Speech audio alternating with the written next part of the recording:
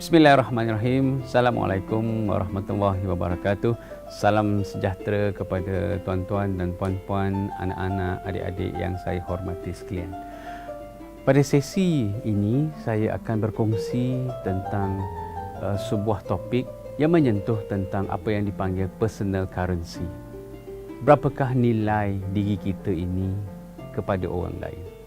Kalaulah kita boleh meletakkan diri kita ini sebagai suatu contoh, berapa harga gaji yang kita dapat setiap bulan untuk kita menilai.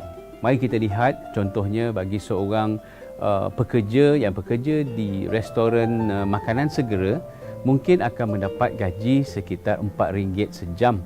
Kalau dia bekerja selama 8 atau 10 jam, contohnya 4 kali 10, dia akan mendapat sekitar RM40 sehari.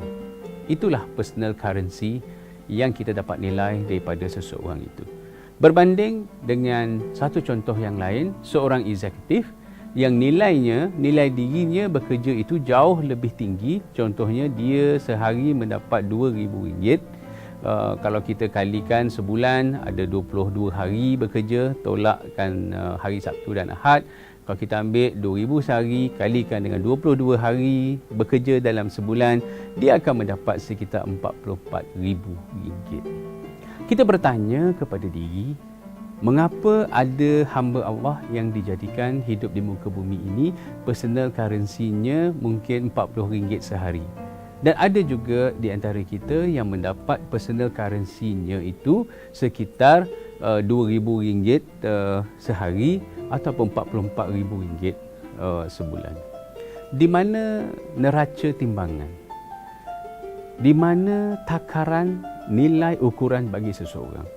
Begitulah sahabat-sahabat sekalian. Dalam kehidupan ini, kita harus berusaha sedaya upaya bangun daripada tidur. Selepas kita solat subuh, kita nilai apakah personal currency yang ada pada kita pada hari ini. Kalau hari ini kita bekerja dan kita hanya mendapat average ataupun hasil yang rata-rata saja, hasil yang biasa-biasa saja, maka kita perlu setkan satu objektif ke mana kita nak pergi, berapa kita nak dapat. Kalau kita tidak meletakkan objektif itu, apa yang akan kita lakukan setiap hari mungkin hanya fata morgana. Dan kita hanya menghabiskan masa kita kepada sesuatu aktiviti yang sia-sia yang tidak mendapatkan hasil. Untuk kita mendapatkan nilai personal currency kita yang tinggi, kita harus pertama belajar, mendapatkan diploma, mendapatkan ijazah, mendapatkan masters, mendapatkan PhD, supaya kita nilai currency kita itu akan menjadi jauh lebih tinggi. Bukan itu saja, kita meningkatkan personal currency kita dengan kita acquire skill-skill yang baru. Contohnya kita belajar tentang NLP, kita belajar tentang hipnosis, kita belajar tentang aura, kita belajar tentang banyak-banyak ilmu yang ada di muka bumi supaya personal currency kita itu semakin lama semakin tinggi. Dan kita bukan saja memanfaatkan diri kita, tetapi kita boleh memanfaatkan orang lain, memanfaatkan ummah. Dan personal currency bukan sahaja dinilai dengan nilai wang, berapa yang kita dapat upah pada setiap bulan. Personal currency kita jauh lebih meningkat apabila kita menghargai sebuah persahabatan. Untuk kita berjaya sebagai seorang pekerja, sebagai seorang usahawan, sebagai ahli kariah yang baik, sebagai ahli keluarga yang baik, bukan sahaja kita perlu mendapat nilai upah yang tinggi, tetapi nilai persahabatan dan bagaimana kita meraihkan persahabatan. Akhirnya kita mengembangkan apa yang kita panggilkan jaringan ataupun networking dalam hidup. Kalau kita ingin berniaga tetapi kita tidak punya jaringan, kita tidak punya networking yang baik, bagaimana kita boleh mengembangkan sebuah perniagaan? Kita tidak mampu berniaga hanya syok-syok sendiri, hanya dengan kita saja yang begitu excited nak buat, tetapi kita tidak fokus kepada pemasaran dan sebagainya. Begitu juga dengan relationship, personal relationship yang kita ada dengan orang yang kita sayang. Kalau kita tidak berusaha dan meningkatkan dari masa ke semasa personal currency kita di hadapan orang yang kita sayang, bagaimana kita boleh earn some respect daripada mereka? Bagaimana mereka boleh menghormati dan menyayangi kita? Kalau kita melakukan sesuatu yang mencampakkan diri kita kepada kehinaan, personal currency kita juga akan jatuh jauh menurun dan meruduh. Tetapi kalau kita sentiasa meningkatkan personal currency dengan mendapatkan nilai upah yang baik setiap bulan, cuba sedaya upaya mendapatkan uang sebanyak mungkin untuk membuatkan kita jauh lebih bahagia, dan kita meningkatkan bukan saja uang tetapi nilai sebuah persahabatan, nilai sebuah friendship dan nilai sebuah relationship. Kalau kita dengan isteri, semakin hari kita jauh semakin sayang, berusaha kalau hari ini kita buat sesuatu, besok kita buat jauh yang lebih baik lagi. Tetapi banyak daripada kita, apa yang kita lakukan ialah semakin lama semakin renggang, semakin lama semakin jauh, semakin lama semakin kurang sayangnya. Nah, kita harus berusaha dan berikhtiar. Ini isteri kita, amanah kita, ini suami kita, ini amanah kita, ini anak kita, ini amanah kita daripada Allah Subhanahu Wa Taala.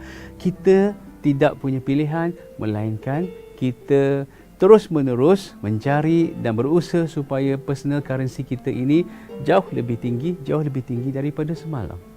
Dan kita juga menggalakkan supaya pasangan kita meningkatkan personal currency mereka sendiri. Akhirnya tuan-tuan dan puan-puan, apabila kita saling menilai dan menghargai personal currency masing-masing, kita akan jauh lebih bahagia, jauh lebih hebat dan jauh lebih cemerlang.